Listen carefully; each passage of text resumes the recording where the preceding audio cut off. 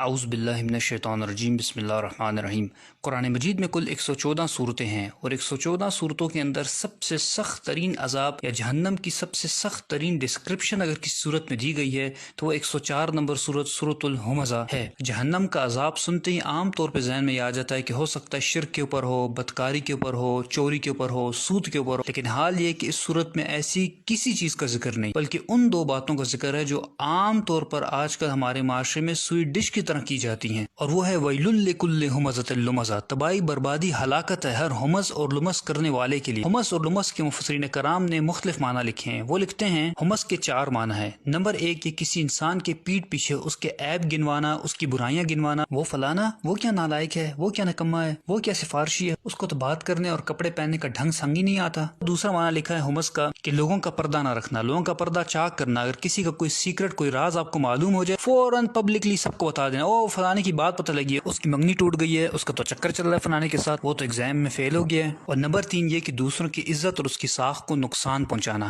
اگر کسی محفل میں کسی کی تعریف ہو رہی ہو تو فوراً سے اس شخص کی کوئی ایسی برائی بیان کر دینا جس سے اس کا امپریشن اس محفل کے اندر خراب ہو جائے۔ یعنی اگر لوگوں کے دلوں میں اس انسان کے لیے محبت ہو، عزت ہو، تو صرف حسد کی بنیاد پر کہ لوگ میری تعریف کیوں نہیں کرے، میرے بچوں کی تعریف کیوں نہیں کرے، اس انسان کی مخالفت شروع کر دینا اور جھوٹی سچی لگا کر لوگوں کے دل اس سے برے کر دینا۔ علامہ آلوسی رحمۃ اللہ لکھتے ہیں کہ جس وقت یہ 3 کام ہوں گے تو اس کا رزلٹ وہ چوتھا کام نکلے گا، اور وہ چوتھا کام کیا ہے؟ الکسر، یعنی توڑنا۔ ان تینوں کاموں کا نتیجہ یہ نکلے گا کہ پھر بعض اوقات رشتہ داری ٹوٹ جائے گی۔ جب آپ ایک انسان کی ہر وقت عیب بیان کریں گے، اس کی کسی برائی پہ پردہ نہیں رکھیں گے، لوگوں کے سامنے ہر وقت اس کا امپریشن خراب کریں گے، تو اس کا خود بخود رزلٹ یہ نکلے گا کہ وہ انسان آپ سے اٹھنا بیٹھنا چھوڑ دے گا اور اس کا سارا گناہ آپ کے اوپر آئے گا۔ چنانچہ رسول اللہ صلی اللہ علیہ وسلم نے ایسے لوگوں کے بارے میں ارشاد فرمایا، مسند احمد کے اندر حدیث شریف ہے، شرار و عباد اللہ کی مخلوق میں سب سے بدترین انسان کون ہے؟ المشاؤون بالنمیمہ، جو لوگوں کی پیٹھ پیچھے ان کی برائیاں بیان کرتے ہیں، ان کی چغلیاں کرتے ہیں، والمفرقون بین الاحبہ، اور آپس میں محبت کرنے والوں کے درمیان نفرتیں پیدا کرتے ہیں، ان کے دلوں کو برے کرتے ہیں ایک دوسرے سے برائیاں کر کر، والباغون البراء اللعنت، اور بے گناہ اور معصوم لوگوں کو بدنام کرنے کی کوشش کرتے جن کا کوئی قصور نہیں ہوتا، فضول میں ان کی طرف اس قسم کی نسبتیں کرتے ہیں جو کام انہوں نے نہیں کیے ہوتے۔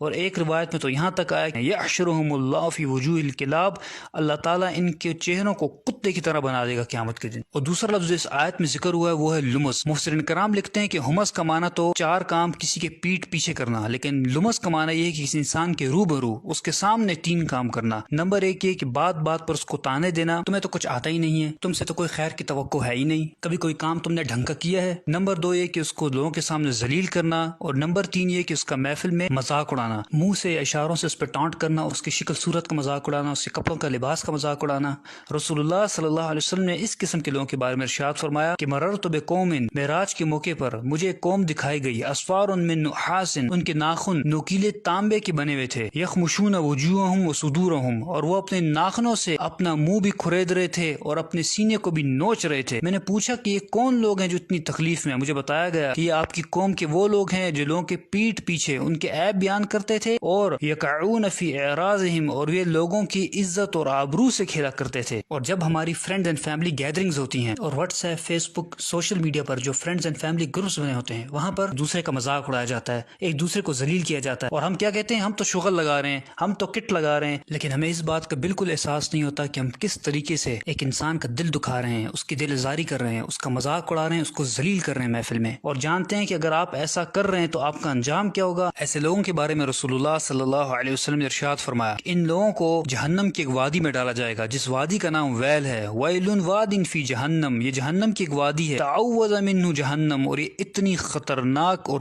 گرم ترین وادی ہے کہ خود جہنم اس سے پناہ مانگتی ہے، کل یوم 70 مرہ، 70 دفعہ جہنم خود پناہ مانگتی ہے اس وادی سے کہ یا اللہ مجھے اس سے پناہ میں رکھ۔ ایسے لوگوں کو اس وادی میں اللہ تعالیٰ ڈالے گا۔ اور امام راضی رحمۃ اللہ لکھتے ہیں کہ یہاں جو ذکر ہوا ہے ویل کا، یہ ویل بیسکلی کیا ہے؟ یہ بدوائیہ کلمات ہیں، اور یہ کس کی طرف سے ہیں؟ جب آپ کسی انسان کی عزت ساخت کو نقصان پہنچاتے ہیں، اس کا مذاق اڑاتے ہیں، تو جو اس کی دل آزاری ہوتی ہے اور وہ جو دل سے بدوا نکلتی ہے، یہاں اس کا ذکر ہے۔ دوسرا معنی وہ لکھتے ہیں کہ یہاں ویل سے مراد ہے کہ اللہ تعالیٰ آپ کو بدوا دے رہے ہیں، آپ یہ کام کر رہے ہیں، ویل لکل ہمزۃ لمزہ، آپ سوچ لیں کہ اللہ تعالیٰ فرما رہا ہے کہ تو تباہ برباد ہو جائے، تو اس قسم کے کام کرتا ہے، تو ایسے انسان کو کیا دنیا میں ملنے والا ہے اور کیا آخرت میں ملنے والا ہے۔ اور اب یہاں اس نفسیات کو بھی سمجھ لیجئے کہ یہ کام کر اڑتے کون لوگ ہیں؟ تو اس آیت میں آگے اللہ تعالیٰ نے فرما دیا الذی جمع مالا وعددہ یحسب ان مالہ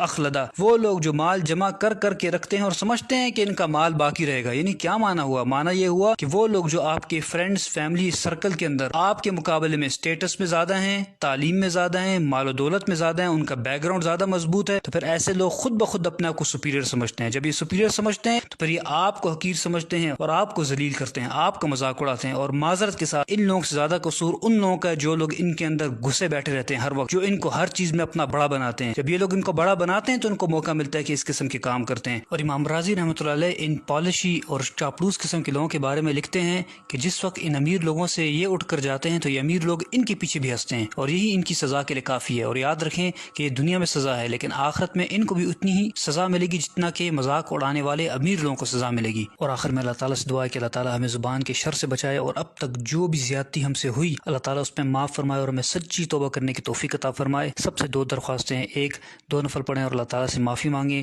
دوسرا ان حدیث کو زیادہ سے زیادہ آگے پہنچائیں تاکہ آپ کا بھی صدقہ جاریہ بنے، ہمارا بھی۔ جزاک اللہ خیر۔